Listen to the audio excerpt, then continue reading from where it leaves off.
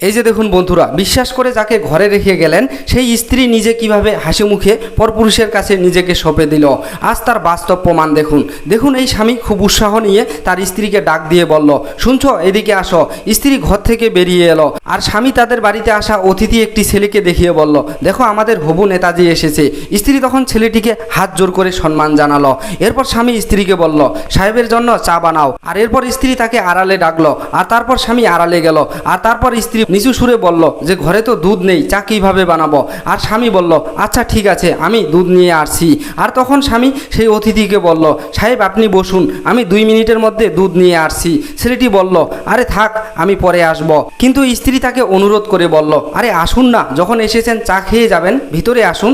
এরপর ছেলেটি ঘরের ভিতরে গেল আর ওই স্বামী অতিথির জন্য দুধ আনতে দৌড়ে দোকানে গেল।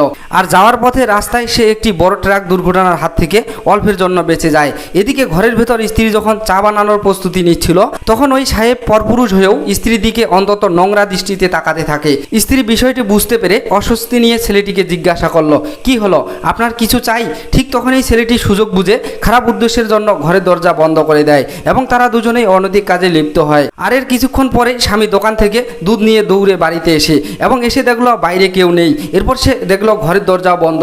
সে অবাক হয়ে দরজা সরিয়ে ভিতরে তাকাতেই হতবাক হয়ে যায় এবং নিজের স্ত্রীর এই নোংরা রূপ হাতে নাতে ধরে ফেলে। চরম আঘাতেই স্বামীর হাত থেকে দুধ মাটিতে পড়ে যায়। আর স্বামী চরম কষ্টে মনে মনে সে আক্ষেপ করে বলল, কিভাবে সে আমার থেকে লুকিয়ে সবকিছু বদলে ফেললো।